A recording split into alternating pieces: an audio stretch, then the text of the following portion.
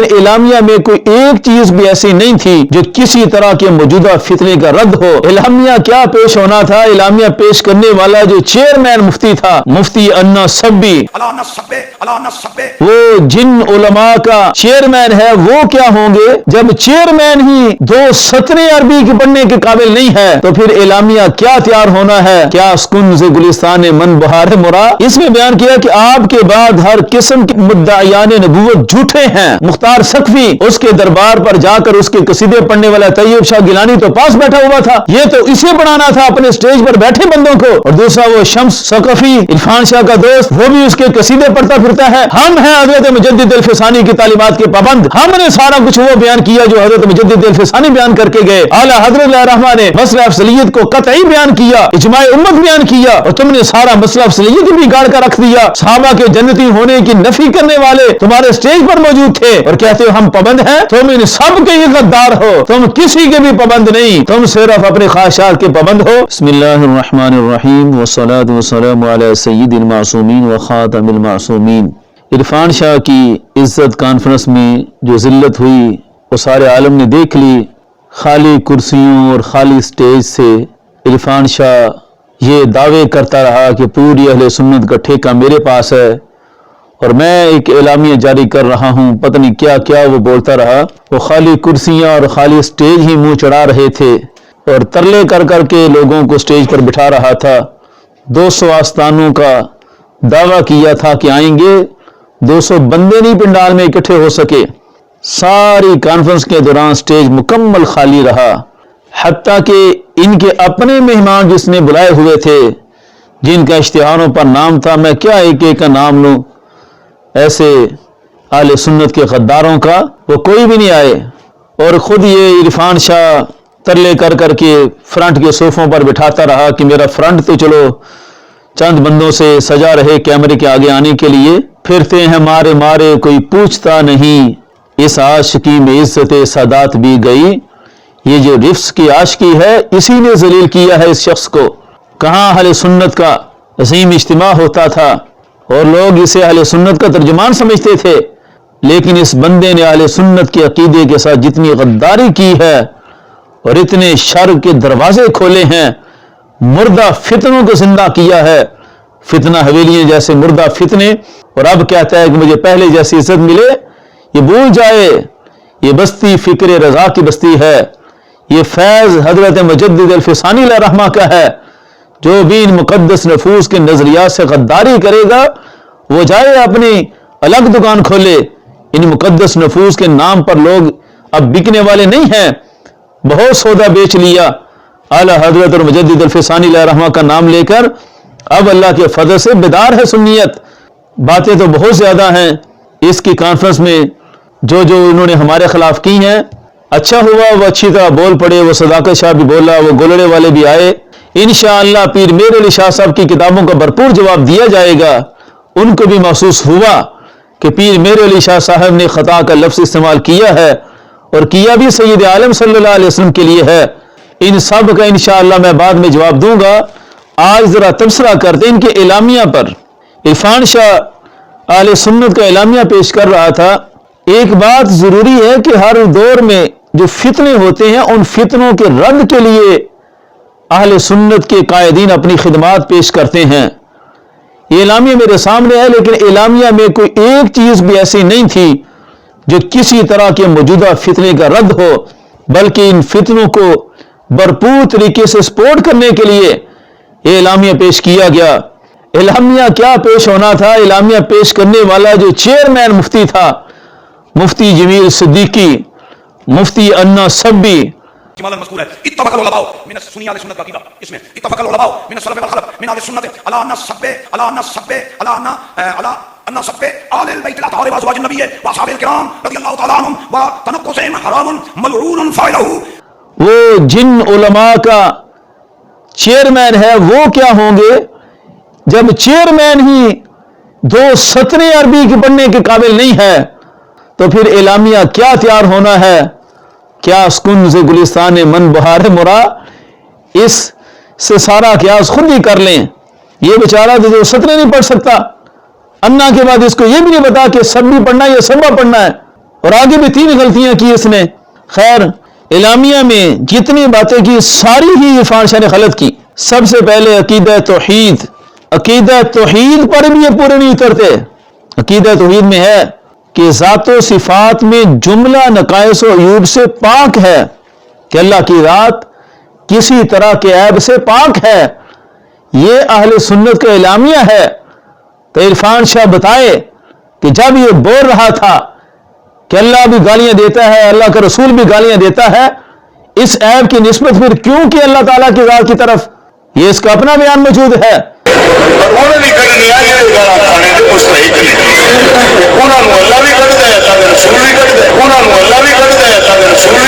آج لوگوں کو سودا بیچنے کے لیے کہتا پھرتا ہے اپنی توبہ پیش کرے، اپنا رجوع پیش کرے، اپنا تجدید ایمان کرے کہ اللہ کی ذات کی طرف نقص کی اور عیب کی نسبت کی اس بندے نے.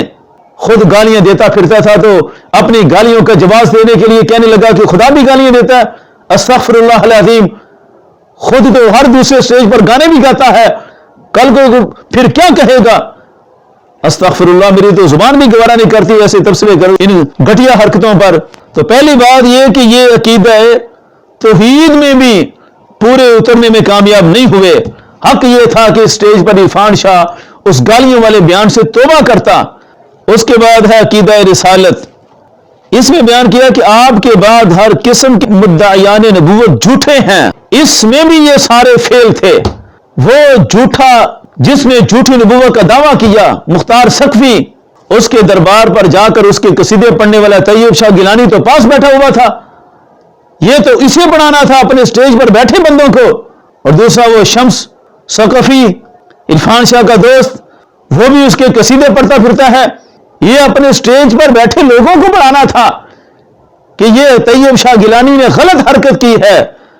اس میں بھی یہ فیل تھے. ایمان بالکتب، اس میں لکھا کہ جو قرآن عظیم میں تحریف یا تغییر مانے وہ کافر ہے. تو عرفان شاہ جب قرآن مجید میں تحریف ہوئی تھی، مشرف اظہری نے تیرے دیس لندن میں بیٹھ کر جب قرآن مجید کے ترجمہ میں تحریف کی اور شدید ترین تحریف کی، سب تم اچھی طرح جانتے ہو، تم نے تو ایک لفظ بھی بولنا گوارا نہیں کیا. اور کتنی دیر علماء تمہارے ترلے کرتے رہے کہ اس مشرف اظہری کے خلاف بولا جائے، لیکن تم نے مصلحت سے کام لیا. تم نے بار بار کہا نہیں یہ فتووں کا دور نہیں، میں فتوے نہیں لگا سکتا. تاج برطانیہ سے ڈر گئے تھے، صرف اس وجہ سے ڈر گئے کہ وہ ملکہ برطانیہ کے ملازم ہے. اور ادھر پاکستان میں آ کر تم نے وہ گند مچایا کہ جس کی مثال نہیں ملتی. قرآن پر اتنا بڑا حرف آیا تھا، اس بندے نے پورے قرآن کو بگاڑ کے رکھ دیا. اور تمہارے ترلے کرتے رہے کہ اہل سنت تمہیں اپنا قائد سمجھتی ہے، چند لفظ بول کر دکھاؤ. اور تم نے اپنا پاسپورٹ بچانے کے لیے، برطانوی نیشنلٹی بچانے کے لیے تم نے قرآن سے بھی دغا کیا، غداری کی تم نے قرآن کے ساتھ. اور آج آ کر کہتے ہو ہم کافر مانتے. ان کے منہ پر تماچے مارو جنہوں نے تحریف کی ہے اور تمہارے علاقے میں کی ہے جہاں تم نے رہائشیں رکھی ہوئی ہیں. یہ ان کا رد کرنا تھا جا کر. اس کے بعد اگلا عقیدہ پڑھایا اہل بیت کرام کا. اس میں جتنا دغا کیے اس شخص نے ٹنچ باٹی فکر کو عام کرنے کے لیے، محمود شاہ ہزاروی کے نظریے کو پروموٹ کرنے کے لیے اہل سنت میں دوبارہ یہ تقسیم کر دی، اہل بیت نسب، اہل بیت سکونت، اہل بیت ولادت. یہ ٹنچ باٹوی تقسیمیں کرتا پھرتا ہے. اصل مسئلہ یہ نہیں ہے کہ ان تقسیم کا کوئی قائل نہیں ہے، یہ کسی کی توہین کا کوئی قائل ہے. اصل مسئلہ یہ ہے کہ اہل بیت تطہیر کون سے ہیں. اس میں لکھ تو دیا کہ ازواج مطہرات بھی اہل بیت سے ہیں، لیکن فتنہ تو اس بات کا ہے کہ اہل بیت تطہیر میں سے ہیں یا نہیں ہیں. اس فتنے کا کیا جواب دیا؟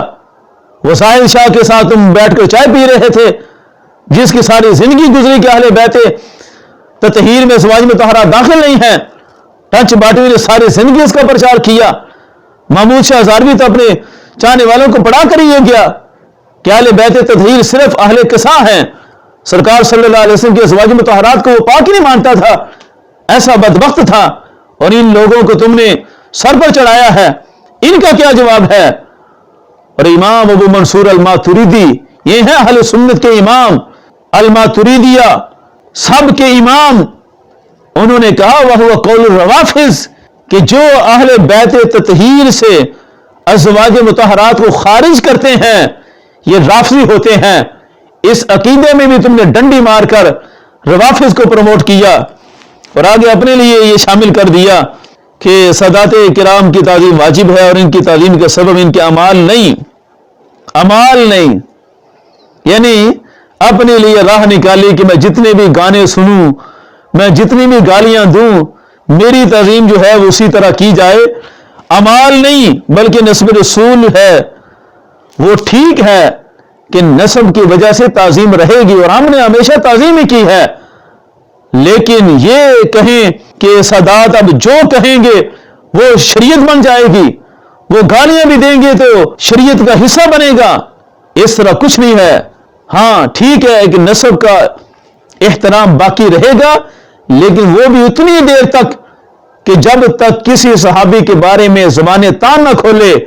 یہ بھی شامل کرنا تھا جو امام اہل سنت اعلی حضرت علیہ رحمہ نے فرمایا، فتاوی رضویہ میں منقول ہے، جو کسی ایک صحابی کے بارے میں زبان تان کھولے اس کی تعظیم باقی نہیں رہتی.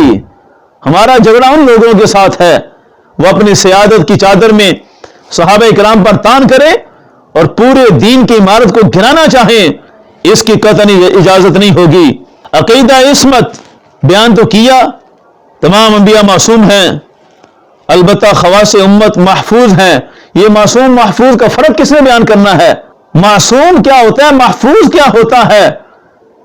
چلیں انشاءاللہ یہ ادار رہا، حضرت مجدد الفسانی علیہ رحمہ کی زبان سے آپ کو بیان کریں گے کہ معصوم کیا ہوتا ہے، محفوظ کیا ہوتا ہے. محفوظ کے لیے تو سب کچھ ہے، لیکن فرق یہ ہے کہ محفوظ رجوع کر لیتے ہیں، توبہ کر لیتے ہیں، لیکن انبیاء کرام سے ان سب چیزوں کی نفی ہوتی ہے. وہ انشاءاللہ میں پورے حوالے سے ایک مستقل کلپ میں بیان کروں گا. عظمت صحابہ کرام ایمان اور تقوی کا اعلیٰ نمونہ ہے اور سب جنتی ہیں. یہ اعلامیہ پیش ہو رہا ہے اور جس نے پیش کیا وہ چیئرمین کے نیچے جو مفتی چول زمان، اس کی پوری کتابیں ہیں صحابہ کرام کی سب جنتی ہونے کی نفی پر. وہ تو اس کو ماننے کے لیے تیار نہیں ہے. یہ کس کو پڑھانا تھا کہ صحابہ کرام سب جنتی ہیں؟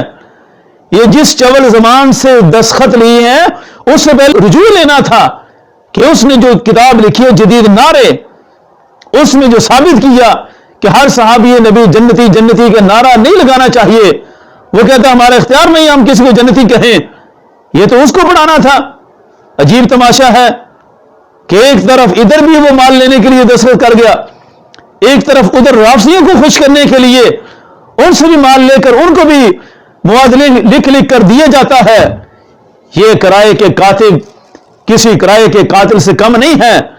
یہ درس جس کو دینا تھا وہ بھی تمہاری سٹیج پر بیٹھا ہوا تھا، اس کو یہ پڑھا کر بھیجنا تھا کہ رجوع کرے اور اپنی اس کتاب کو ختم کرے جس میں ہر صحابی نبی جنتی کی نفی کی ہے. اس بندے نے اس میں بھی ڈنڈی ماری گئی. سب سے بڑی زیادتی مسئلہ افضلیت کے ساتھ جو انہوں نے دغا کیا. صحابہ کرام میں باہمی افضلیت کے درجات ہیں، اتنا مانا اور آگے لکھا خلفاء راشدین سب سے افضل ہیں. بات ہی ختم کر دی عرفان شاہ نے. اپنے عقیدہ تفضیلیت کو بڑے مکرانہ انداز سے چھپا کر بیان کر گیا. خلفاء راشدین تو افضل ہیں ہی، لیکن تم نے جو کہا کہ ہم نے مجدد الفسانی علیہ رحمہ کی تعلیمات پر عمل کرنا ہے، ان کے نظریات کو ہم بیان کر رہے ہیں. خلفاء راشدین کی ترتیب کیا ہے؟ افضلیت کا مسئلہ تو وہاں ہے. یہ کس نے کہا آج تک کہ خلفاء راشدین بھی صحابہ کرام کے بعد ہیں؟ یہ تو مسئلہ ہی نہیں ہے. مسئلہ تو سارے تفصیلیوں سے یہ ہے کہ خلفاء راشدین میں سب سے پہلا نمبر افضل البشر ہستی کون سی ہے بعد الانبیاء، اس کو تو بیان ہی نہیں کیا. اور علی الاطلاق کہہ دیا کہ خلفاء راشدین افضل ہیں. اور ظالم یہ بیان کر کہ حضرت سیدنا صدیق اکبر رضی اللہ تعالیٰ عنہ سب سے افضل ہیں، اور پھر یہ افضلیت قطعی ہے، اجماعی ہے. اور ان سارے منکروں کے ساتھ تو دن رات تمہارا بیٹھنا تھا. وہ عظمت شاہ تو تقریر کر رہا تھا اس سٹیج پر جو مانتے ہی نہیں افضلیت کو. کیا تم لوگوں نے تماشا بنایا ہوا تھا؟ احمد شاہ وہی ٹچ باٹوے کی کتاب پر جس نے تقریر لکھی ہوئی ہے تو پوری تفصیلیت کی عمارت اسی پر کھڑی ہے. نیچے لکھا ہم اعلیٰ حضرت اور مجدد الفسانی علیہ رحمہ کی تعلیمات کے پابند ہیں. تم نے تو ہر تعلیم میں ہی دغا کیا. افضلیت کا مسئلہ اتنا نازک، مجدد الفسانی علیہ رحمہ نے فرمایا ہے کہ جو افضلیت کو نہیں مانتا حضرت مولا علی کو افضل جانتا ہے وہ اہل سنت سے خارج ہے. اور تم نے سارا راستہ دے دیا کہ خلفائے راشدین چاہے کوئی مولا علی کو افضل مانے چاہے کوئی حضرت عمر کو مانے، اس طرح ہے نہیں. افضلیت کی ترتیب وہی ہے جو خلافت کی ترتیب ہے، اور امام شیخین کی افضلیت قطعی ہے اور خاتنین کی افضلیت کا مسئلہ ظنی ہے. یہ مجدد الفسانی علیہ رحمہ کا پورا قول ہے، اور تم نے سارے اس حلیے کو بگاڑ کے رکھ دیا روافظ کو خوش کرنے کے لیے. اس کے بعد یہ قضیہ فدق جو اصل لب لباب تھا، لکھا کہ سائلین فدق کو جو خطا اور غلطی پر کہے وہ بھی اہل سنت سے خارج ہے. خطا اور غلطی پر کہنے سے اہل سنت سے خارج ہے. تو عرفان شاہ جس نے مسئلہ فدق میں سیدہ پاک رضی اللہ تعالیٰ عنہا کو ذم پر کہا تھا، اس کا کیا حکم ہے؟ تم نے تو 2017 میں داتا صاحب علیہ رحمہ کی سٹیج پر اسی مسئلہ فدق کو جب چھیڑا تھا تو سارا تتمہ کرتے ہوئے کہا تھا کہ انتہا یہ ہے کہ سیدہ پاک رضی اللہ تعالیٰ عنہا کی طرف ذم کی نسبت ہے، اور لیغفر لک اللہ ما تقدم من ذنبک میں یہی ذنب مراد ہے. حضور صلی اللہ علیہ وسلم کے ذنب ہے ہی نہیں، یہ ذنب تو سیدہ کے ہیں معاذ اللہ. تمہارا تو دعویٰ یہ تھا، تم تو کل تک ذنب کی نسبت بھی کر کے کہتے تھے کہ تتمہ یہی ہے، اور آج کہتے ہو کہ خطا کی نسبت سے بھی اہل سنت سے خارج ہے. اس بات کا تتمہ کر رہا ہوں کہ جو اس پر سیدہ کو غضبناک کہتے ہیں، غلط بات ایک لمحے کو ہو سکتی ہے، کیونکہ اہل سنت کے عقیدہ میں بتقاضۂ بشریت غصہ وہ بھی کر سکتی ہیں، لیکن ایک لمحہ کیوں کہ دوسرے ہی لمحہ ہدیہ رسول، سیرت رسول اشباہ پر غالب آتی ہے. اور اگر صاحبان علم اس پر توجہ کریں تو فطرت کے اتحاد کی بنیاد پر یہ جو کہا گیا نا کہ یغفر لک اللہ ما تقدم من ذنبک وما تأخر، اس کی ایک یہ بھی تعریف ہے کہ اجزائے نبوت اگر کسی وقت بتقاضۂ بشریت اقرب سے قرب کی منزل پر آتے ہیں تو رب تعالیٰ فرماتا ہے جب وہ تیرے ہیں، تیری وجہ سے ان کا ایک لمحے کو تقاضۂ بشریت کا شکار ہو جانا بھی معاف کر دیا. حضور کا نہیں، حضور کے اعزاء کا، حضور کا نہیں، حضور کے اعزاء کا. تو پہلے اپنے اس بیان سے توبہ کرنی تھی اور ایک نیا دین لانچ کرنے کے لیے اس کی ساری تیاری کر کے آنی تھی، اور اعلان کرنا تھا کہ میں نے پہلے جو دین پیش کیے 40 سال وہ اور تھا، اور آج ایک نیا دین تیار ہوا ہے. قرآن کو بازیچہ تعویل بنا کر چاہے تو ایک تازہ شریعت کریں ایجاد. یہ ہے مکران برطانیہ. اور ساتھ یہ بھی بیان کر دینا تھا کہ جس نے سید عالم صلی اللہ علیہ وسلم کو غلطی اور خطا پر کہا تھا وہ بھی اہل سنت سے خارج ہے کہ نہیں ہے. یہ بڑا جگر پر پتھر رکھ کر مجھے بولنے پڑتے ہیں جملے، اور صرف ان کے منہ پر تماچے مارنے کے لیے یہ جو نااہل گولڑوی چلتے پھرتے ہیں کہ ہم حضور اعلیٰ کے نمائندے ہیں. کبھی پڑھا ہوتا تو پتا ہوتا.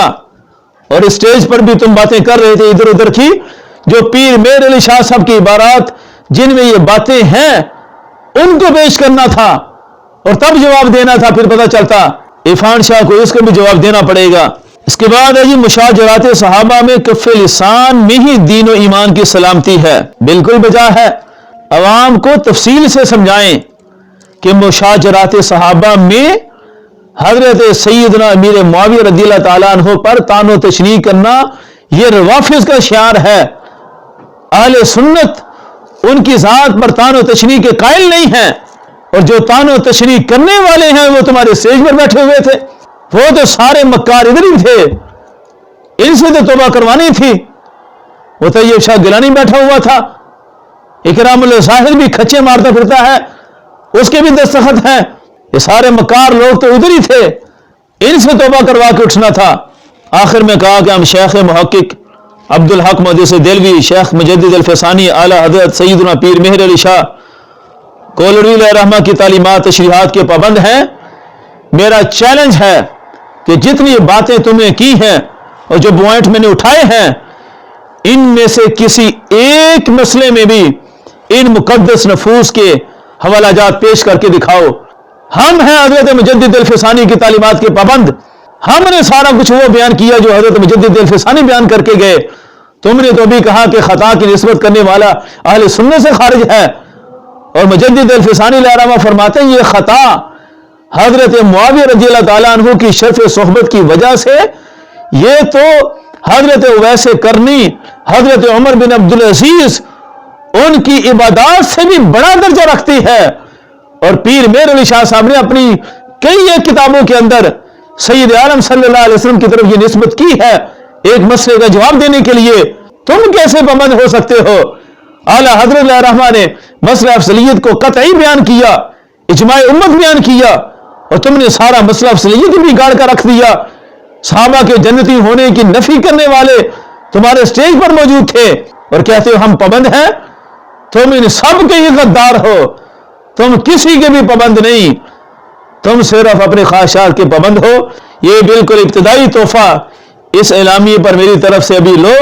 انشاءاللہ باقی بھی جو باتیں کی گئی ہیں، خاص طور پر تاجدار گولڑا علیہ رحمہ کی جو کتب میں 1 سال سے پیش کر رہا تھا، آج ان کو ہوش آیا کہ ان کتابوں کا جواب دینا بہت ضروری ہو گیا.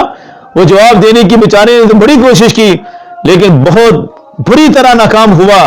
انشاءاللہ جلد اس پر بھی میرا بیان آئے گا.